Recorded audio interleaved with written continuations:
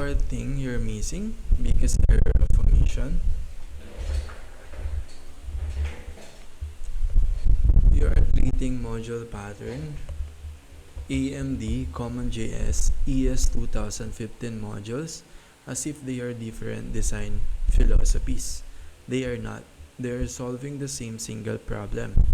How do we isolate code and manage dependencies? Everything in chapter 10 is just different transport mechanism for the same idea. So the CommonJS and AMD as well as other modules are basically about isolating the code and then managing the state leaks and or dependencies. You are getting lost because you are focusing on syntax differences instead of invariant concept. The invariant concept, in essence, every module system must answer three questions. First, how do I define a module? Second, how do I declare dependencies? Third, how do I export? That's it. Everything else is implementation detail.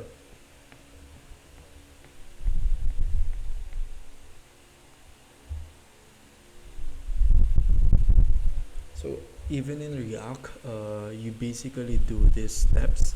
You define a module, declare a dependencies for that module, and then expose the exports, even with use state hooks. Even with use state hooks that used to manage state lifecycle, which used to be handled by class. Let's align the systems. First, ES 2015 modules, modern. Define export function foo, open and close semi-curly bracket. For import, import foo from /mod.js, semicolon. Native, static, browser plus node, standard. Second, CommonJS, node style. Define export.foo equal function, open and close parenthesis, open and close semi-curly bracket. For import, cons_mod equal require argument ./mod semicolon. So synchronous server for first, no default historically. So this is how we export foo function using CommonJS in Node. This is how we define export.foo equal function, and then this is how we import. We use require keyword. For ES 2000 module, we use the export as well for defining, or for others to be able to use it, since defining kind of related to how we expose it. Import, so we already know this. Native, static. CommonJS is server first, no default, and synchronous. It's not a synchronous where it has the event loop. So that's the difference with this pattern, defining and importing a module. For AMD, browser first, asynchronous. Define argument dep1, function dep1, open semi-curly bracket, return, open semi-curly bracket, foo colon function, open and close semi-curly bracket, closing. For import, require argument dep1, function dep1, open and close semi-curly bracket, closing. So this is asynchronous for AMD. Browser first compared to Node, CommonJS, which is server first. Needed a loader, require JS. So to be able to define and import these invariants in AMD, that browser first asynchronous, you need a loader called require.js. So you still you use define keyword for defining, compared to CommonJS and ES 2000 module that requires that use export. So for import, it also uses require, but it's in the left of the equal sign compared to CommonJS. So what you're subtly misunderstanding, you think if ES2000 modules exist, why would we still use these patterns? Here's the precise answer. We don't use AMD anymore for new projects, but Node still uses CommonJS heavily. Many libraries still ship CommonJS builds. Tooling still supports multiple formats. These are historical ecosystems. This chapter is teaching you evolutionary history, not telling you to use AMD in 2026. When the author says, better to use this pattern along with ES 2015 modules, it does not mean use AMD instead of ES modules. He means use modular design principles even when you using ES modules. So keep the invariant, the principle that help us manage dependencies and isolate code, because modules is not equal modular design automatically. You can still write tightly coupled garbage inside ES modules, just like with tightly coupled implementation between complex interfaces. The pattern philosophy still matters. That's what he means. Now let's fix your biggest conceptual confusion. Require in AMD versus require in CommonJS. They are not the same thing. They just share a name. So as we saw, both have require. The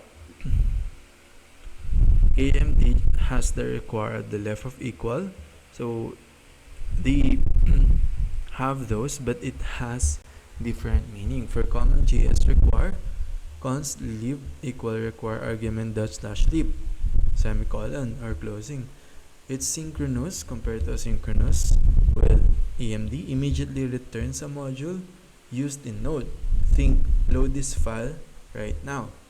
AMD require lib argument lib comma function lib then closing. Asynchronous uses callback, so usually you need callback or promises for asynchronous. Used in browsers with loader. Think load this script then call me. Totally different execution model, same name. That's historical messiness.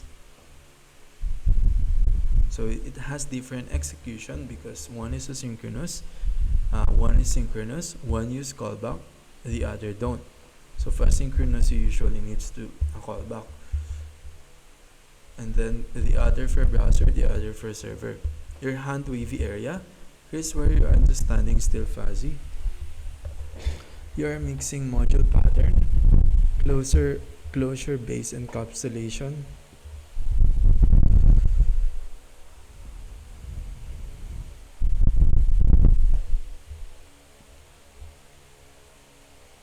module format, AMD slash CommonJS slash ESM, module loader, require JS, comma curl.js. So you use curl.js for CommonJS. Build tools, Webpack, Babel. These are separate layers. You're blending them. Clean separation, critical for advanced learning. Layer 1, design pattern, the module pattern. Const module equal argument function, open semicolon bracket, let private var equal 0 semicolon, return argument public method closing. This is pure closure based encapsulation. No loader, no format, just JS. So with JS without modules, we can actually, we have this pattern that we closed a function for us to be able to isolate code and manage dependencies. Now, when we created a module format, we now use AMD CommonJS and ES modules. So how modules are defined syntactically? AMD CommonJS is ES modules. This is syntax contract. Layer 3, module loader. Who loads module? Requires JS AMD. Node runtime, CommonJS. Browser, ESM. Layer 4, bundler / transpiler, Webpack, Babel, Vite. These convert between formats. We are currently blending layer 1 and layer 2. That's the main confusion. Why AMD exists? Before ES modules, browser could not load modules, understand import or export, handle dependency graphs. So AMD solve load scripts asynchronously in browser. That's it. Once ES 2015 modules arrived, AMD became mostly obsolete.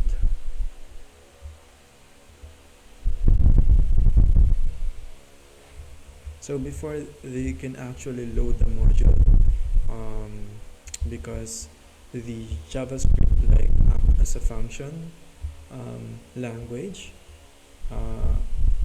so like AMD solved that issue of not being able to load the module and understand the isolation of code and management of dependencies via import and export, or in this case required for AMD for browser,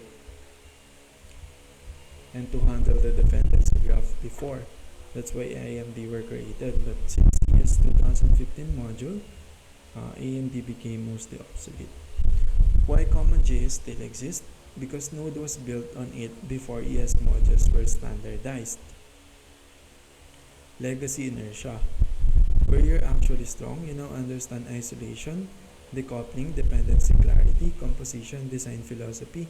That's advanced. What you're tripping up is historical API clutter. That's normal. The profound impediment you must fix. You're trying to build a perfectly unified mental model too early. JavaScript evolved messily. There's no perfectly clean unified historical structure. It's evolutionary. If you expect mathematical elegance, you will constantly feel confused.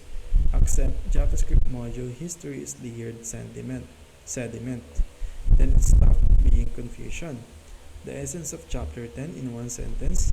Before ES 2015, developers invented various formats, AMD, CommonJS, UMD, to simulate modular architecture, each optimized for different environments, browser versus server. So that's it. So basically, they just created a module format to be able to better handle the code isolation and dependencies, each for different formats such as browser and server. Everything else is implementation flavor. Precision upgrade for you if you want exact clarity at your level. Your mental model should now be first module pattern equal closure based encapsulation. Second, AMD/CommonJS equal formalized ways to declare modules and dependencies. Third, ES modules equal standardized native solution.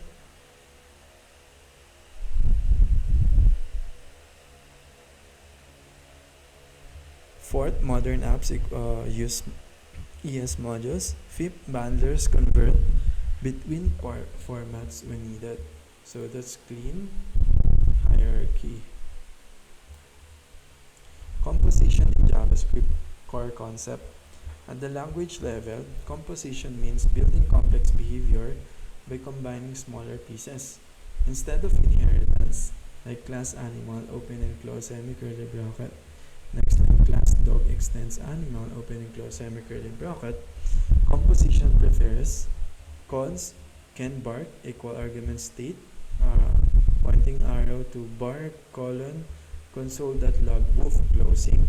Then cons can run equal argument state, pointing arrow run colon console.log argument running. Next line, cons create dog equal name, pointing arrow const state equal name, and then return state dot can bark argument state dot can run state closing. We compose behavior from smaller functions. This is functional, decoupled, flexible, easier to test. This is object composition. Second, composition in React. React composition is different in surface form, but same philosophy. React composes UI components instead of behaviors. Example, function button, argument children, open semi-curly bracket, return button button with an argument children closing, and then function page, return button with an argument click me. Here, page composes button composes children. This is UI composition. Third, the deep connection. JS composition, combine behaviors. React composition, combine UI units. React is just applying the same idea to UI trees. Instead of dog equal can run, argument can bark, argument create animal, React does app. So that's app is the parent header, its child is header, and then the child of header is main, and then the child of main is sidebar and content. Both are composition trees. Fourth, and also in React, those are written kind of like in an HTML tags. React composition is declarative. In plain JS composition, you explicitly merge objects like imperative programming. So you have a that a comma that b.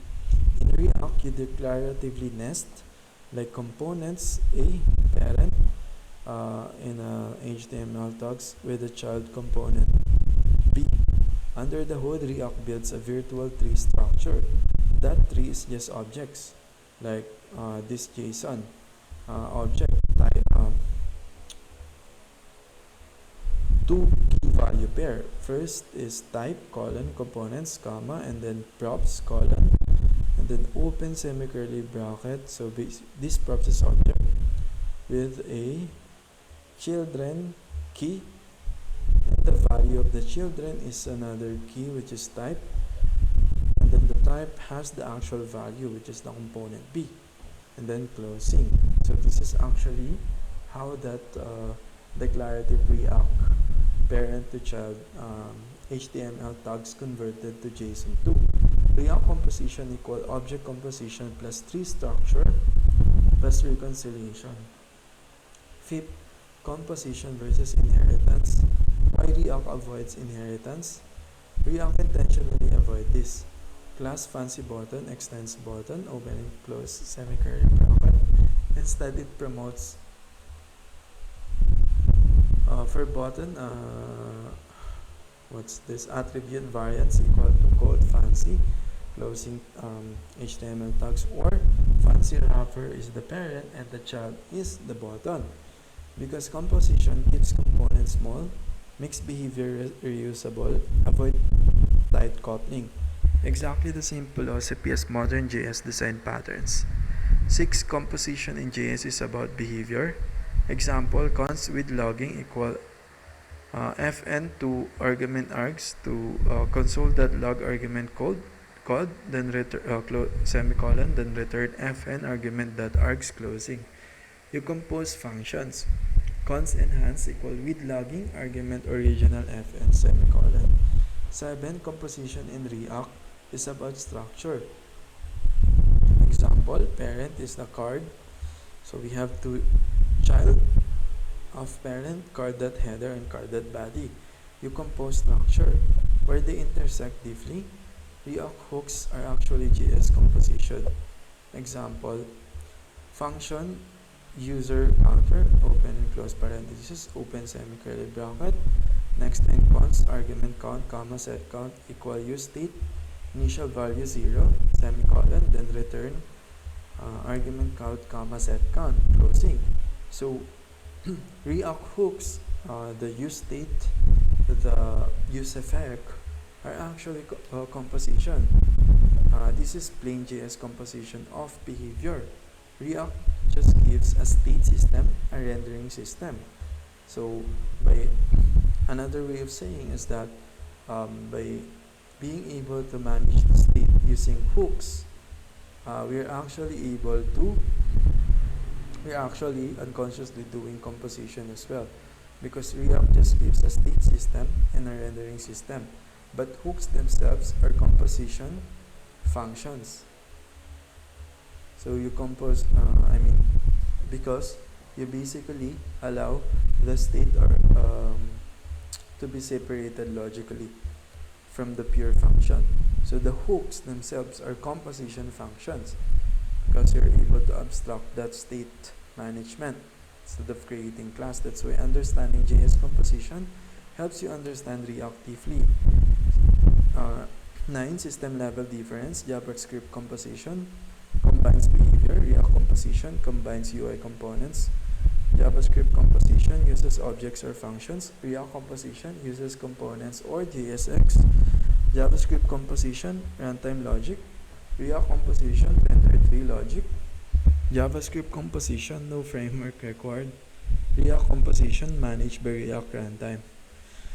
React is just structured composition plus diffing engine. Why your design pattern study help? When you studied module pattern, factory pattern, composition over inheritance, you started seeing React not as magic.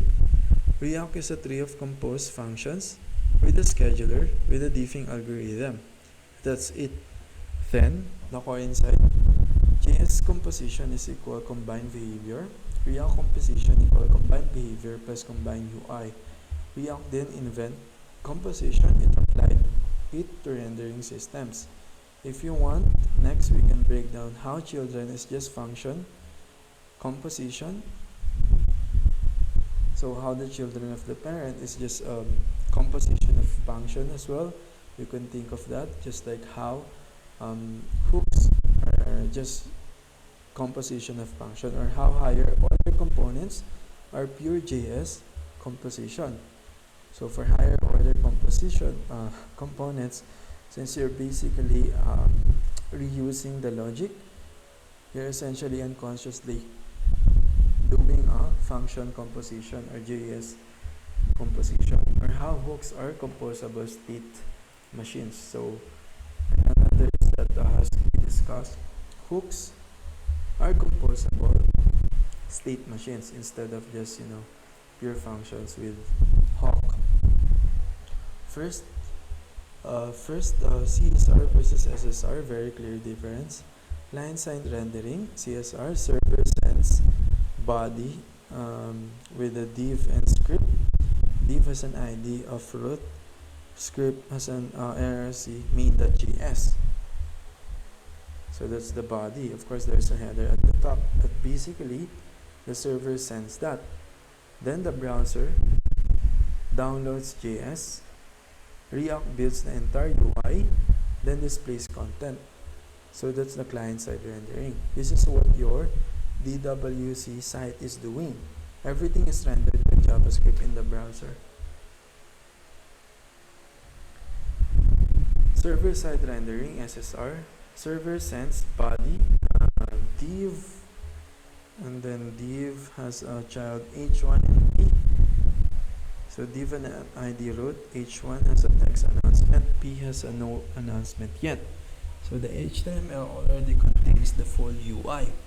Browser immediately shows content, then load JS to make it interactive. Now what is hydration? Hydration happens only in SSR. It means the server already rendered the HTML. Now React attaches event listeners and activates it. Think of it like this. Server sends a frozen UI. Hydration makes it alive because React attach event listener and activate it. And also, you cannot have a hydration in a client side. So is hydration partly client and partly server? Yes, but not in the way beginners think. It is step generate HTML, who does it? Server. Step display HTML, who does it? Browser. Step attach interactivity on click, use state, etc. Who does it? Client.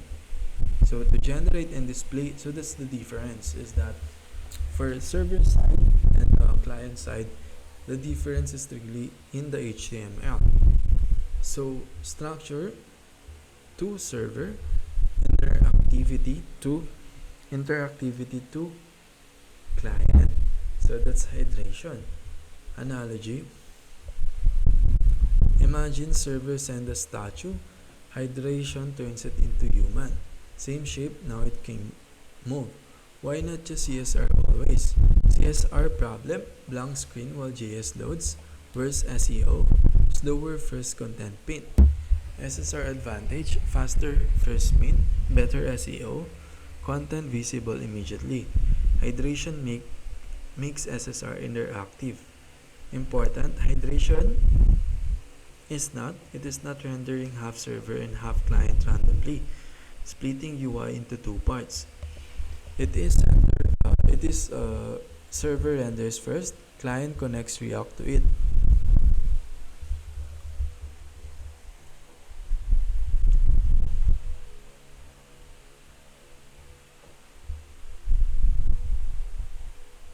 In modern frameworks like Next.js, Remix, do SSR plus hydration automatically. So they use the hydration by default. So they use SSR instead of client by default. You need to use client in Next.js to be able to do it. Additionally, just because you use like client-side rendering doesn't mean you will have a slower first content paint. Because if your application code is small and the user is small, therefore you're still gonna have those fast load time, because you still have to consider the cache of your database in the browser, etc. Your DWC site. So the site for school, usually for the DWC, is actually a school site. It's pure CSR, no hydration happening there, because you only have like the careers, anything for marketing of the school. Because server sends empty div id equal root div, like what we saw earlier, without the full UI, such as h1 announcement and p no announcement yet.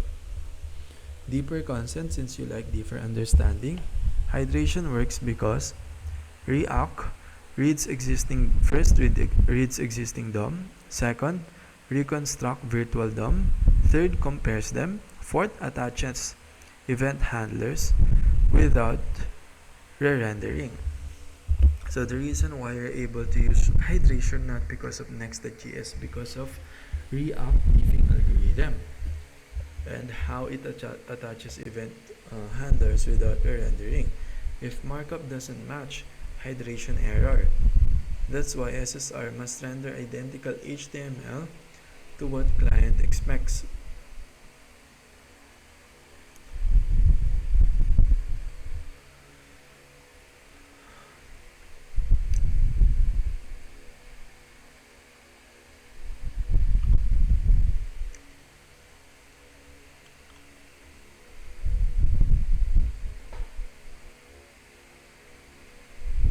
So if you don't have like the markup or the HTML match, then you'll get an hydration error with React. That's why SSR must render identical HTML to what client expects.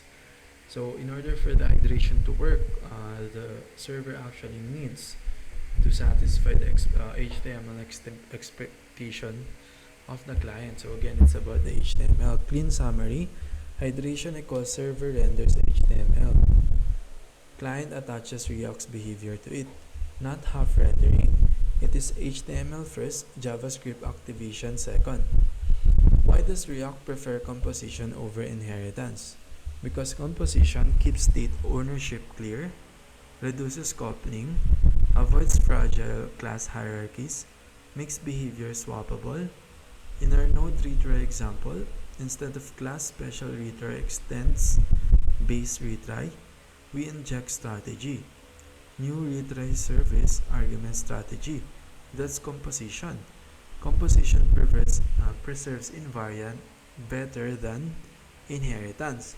So as we can see, strategy doesn't need to be aware with retry service.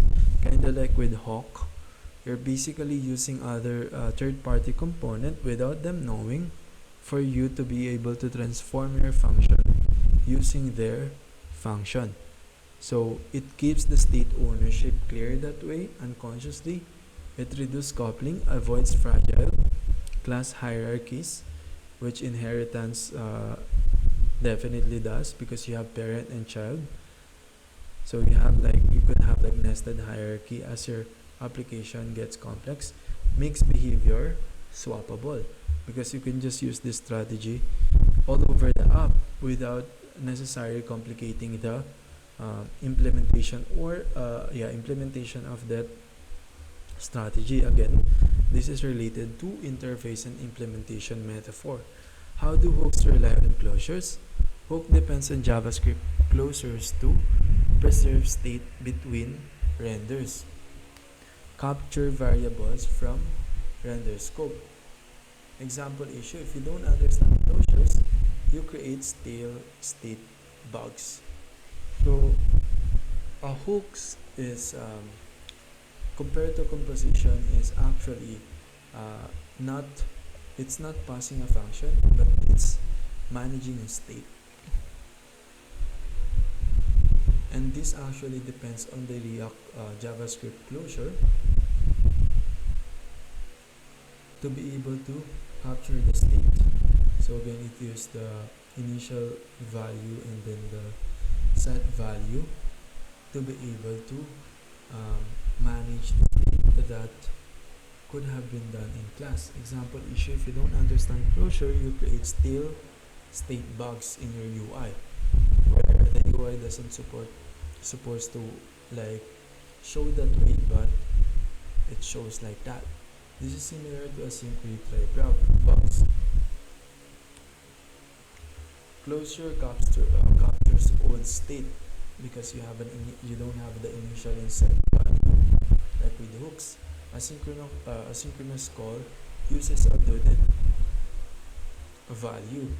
You break invariance in which it cannot be success and then failure at the same time.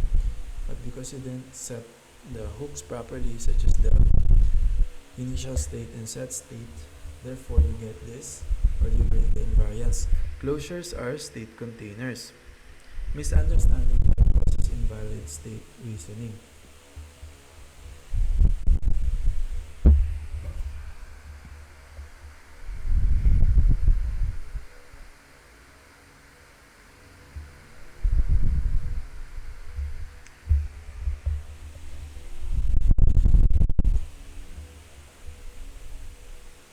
Third, what problem do hawks solve? So if you misunderstand like the closures and the initial and then the asynchronous and then the set state, you basically, another thing is you unconsciously causes invalid state reasoning, which result to stale bugs and breaking invariance. Third, what problem do hawks solve? Hawks higher order components allow behavior reuse, cross-cutting concerns, injected logic. This is equivalent to middleware in Node, decorators in service layers. So in middleware, like the function can choose if it will transform the one that passes into it. The same with Hawk.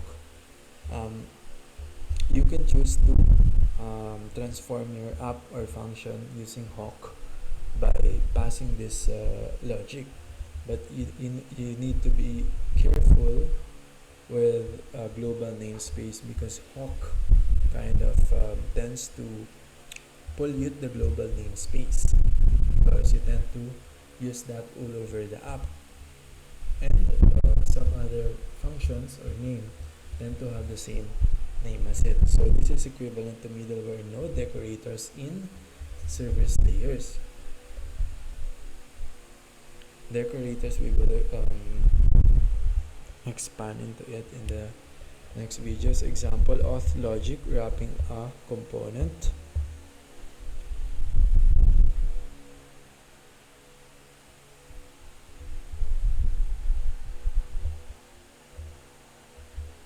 So Hawk is particularly useful for authorization logic that wrap a components, meaning these components are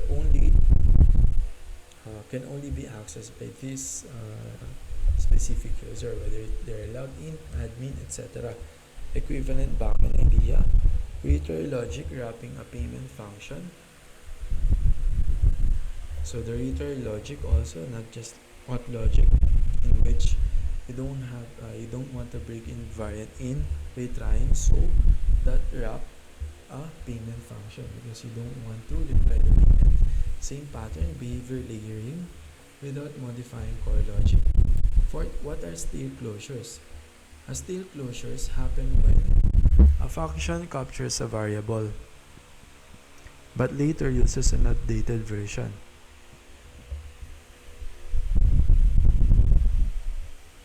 In React, use effect without proper dependencies. So again, it's another way of saying that you then isolate code properly and manage dependencies, because the use effect doesn't really have the proper dependencies. Those most linter allows you to see um, the syntax that was wrong, but still this can still use cause a still closure if you don't have the proper so remember, in use effect we basically have this third party effects, or sorry, or a side effect after the render. So it only you cannot mutate the body of this use effect function. um, you can only like provide the side effect or dependency of that function. So those can are the most common cause of not being able to manage dependencies when it comes to Reacts. So you need to be careful of that. Event handlers referencing all state. In Node, async retry logic referencing all retry count. Race condition caused by closure capture. It's the same class of bug. Temporal state inconsistencies. Why is immutability important in React?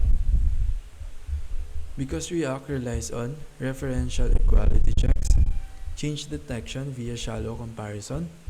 If you mutate state directly, React may not detect changes. UI becomes inconsistent. In node retry systems, if you mutate stirred objects, you introduce race conditions. You validate invariants, you break idempotency guarantees. Immutability reduces cognitive load and hidden coupling.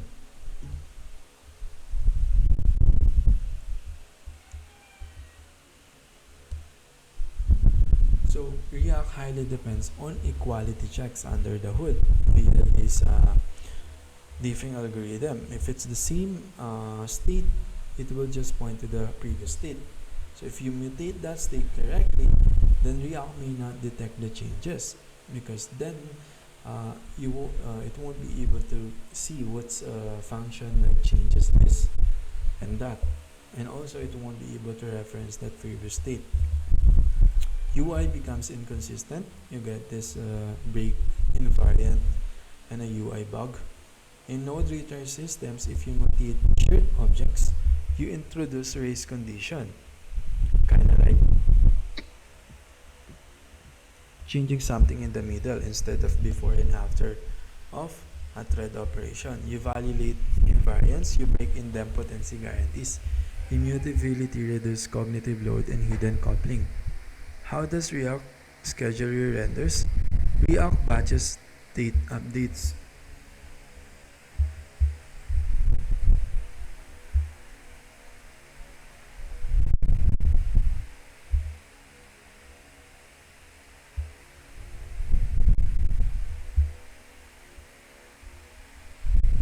Schedules reconciliation. Uses virtual DOM diffing. Conceptually, it separates state change, render scheduling, side effect commit. This is the same separation we discussed. Retry state transition, decide next state, execute network call, structured phase separation. So again, there's a two-phase, so in which React batches the state updates on that component. It schedules the reconciliation and then uses virtual DOM diffing before it actually commit. So conceptually, it separates state change, renders scheduling, and then commit, and then the side effect. This is the same separation we discussed. Retry state transition, like decide next state, or like organizing the server logic, or separating that server logic to a network call, structured phase separation. 7. What happens if you mutate state directly? You break React's change detection, predictability in invariants, same as directly mutating retry state from outside the class.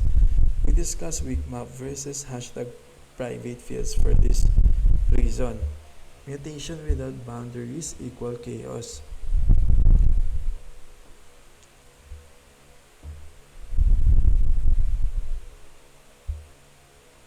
So, if you change, another way of saying is that if you mutate the state directly of that use effect of your class, you basically break the Reox thieving algorithm, the render, and then the side effect pace, the predictability, and its invariance, same as directly mutating retry state from outside the class. So in retry backend, so you have a class.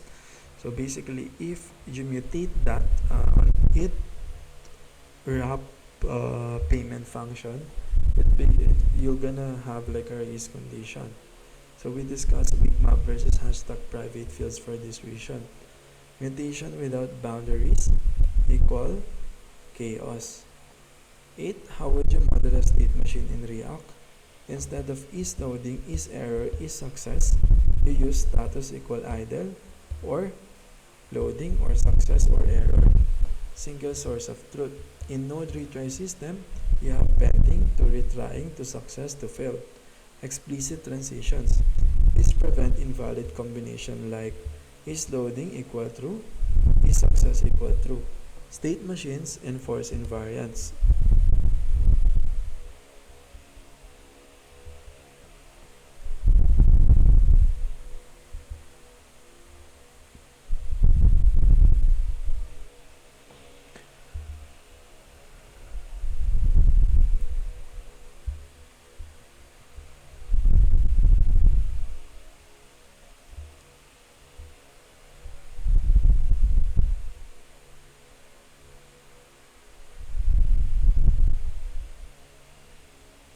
So this state machine is basically modeling different states and then making sure that you don't break invariant. You can have a pending state while at the same time retrying or success. You can have an idle at the same time loading or success. So this prevents invalid combination.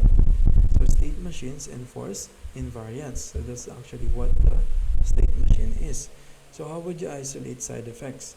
React rendering must be pure. Side effect go in use effect. Note, state transition is pure. Network calls isolated.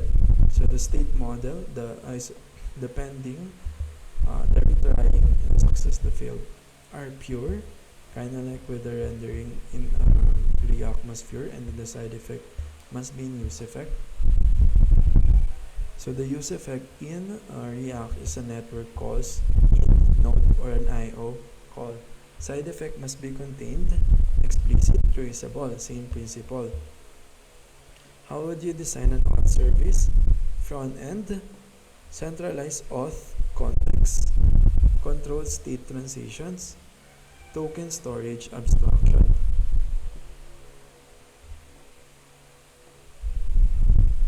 So you will design an auth service by centralizing the auth context in Redux in front end. You would basically control the state transition or the state machine. You would enforce like invariance there. You can have log in but at the same time log out user, and then you would abstract the token storage. So the token storage, you can use JWT for the for fast for token, unique token of each transaction or of each login of user. For backend, auth service encapsulates token verification, session validation, refresh logic. So TSR, that's a good metaphor. So this auth service component encapsulate that the token verification, session validation, so like the authentication and authorization, and then a refresh logic since it's a retry. Design goals: single source of truth, clear invariance, no scattered token logic. This is deep module thinking. Part 2, Node.js interview questions answered structurally. Now notice how similar these are. First, how would you structure a retry service? Separate, retry state, retry strategy, side effects, persistence.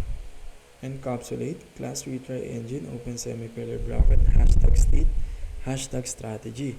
So that's how you separate it. And then closing semicolon bracket, you separate those using hashtag inside a class, so you can control the transitions. Seconds, how do you prevent invalid state transitions? Use explicit state machine. Guard transitions. So this is actually how you implement that state modeling we discussed in code. So if state is not equal retrying, throw error. Never allow arbitrary repetition. Same principle as React state machine. Third, how do you handle idempotency? Store idempotency key. Lock execution status. Ensure same key equals same outcome.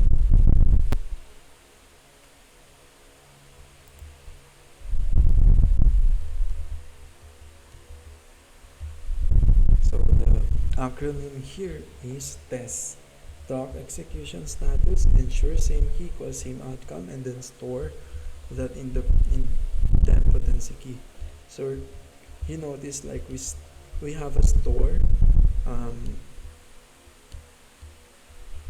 storage even in designing an auth service and idempotency key, because we're trying to make use of the computer's memory to remember their credentials.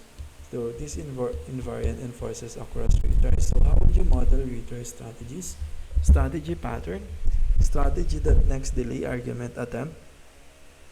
Swappable behavior, same as hooks in React. Behavior injection.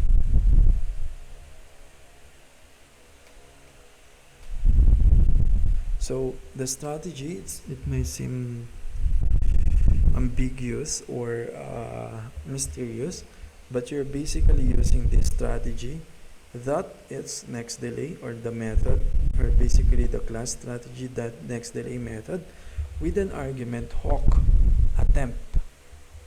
The name of the hook is attempt. So swappable behavior is the attempt, same as hook in React behavior injection.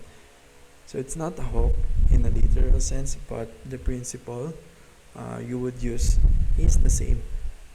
So that's what the strategy is. It's just a hook in the backend. Fifth, when would you use event emitter?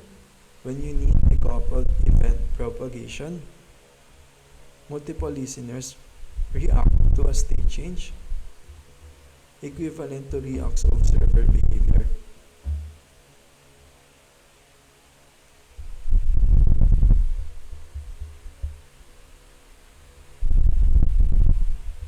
So if you're attaching multiple listeners to that rendered hydration, you might want or you might need an event emitter.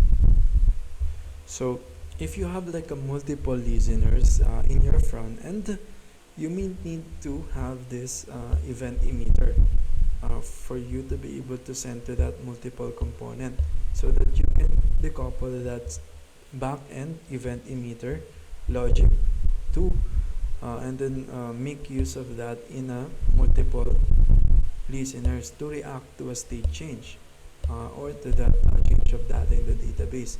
It's equivalent to React's observer behavior. So in a front-end way, it's actually how React observes behavior. 6. How do you prevent race conditions?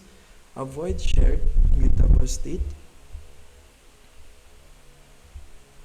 So if a state is can be changed, you need to avoid like sharing that to other component. Use locks or atomic DB updates or as RLS and Supabase or PostgreSQL. Enforce idempotency.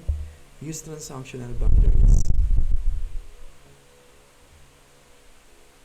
Race conditions equal uncontrolled async mutation.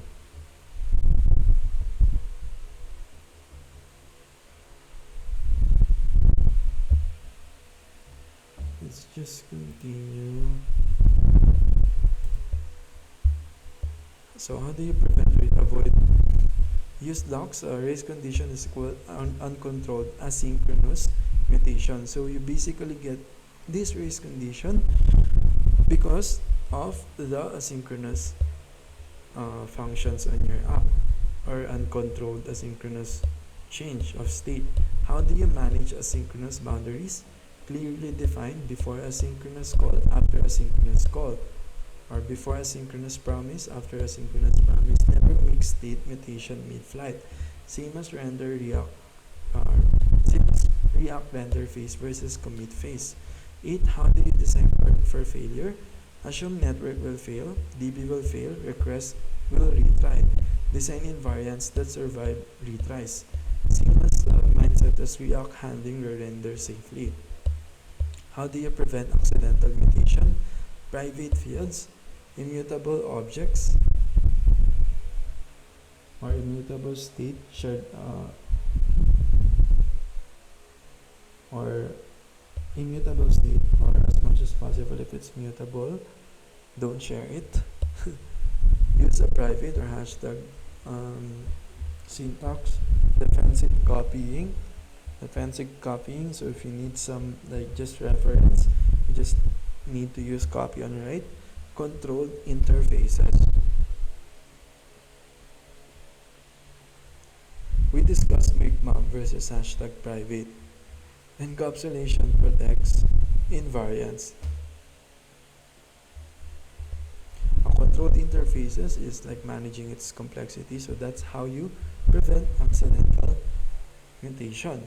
Just like with Bigmap and private, encapsulation protects the invariants. Then how do you enforce invariants? Define what must always be true. Examples: retry count never negative. Payment cannot be success and failed. Token cannot be valid and expired. Delete code guards in the module. Invariants are stronger than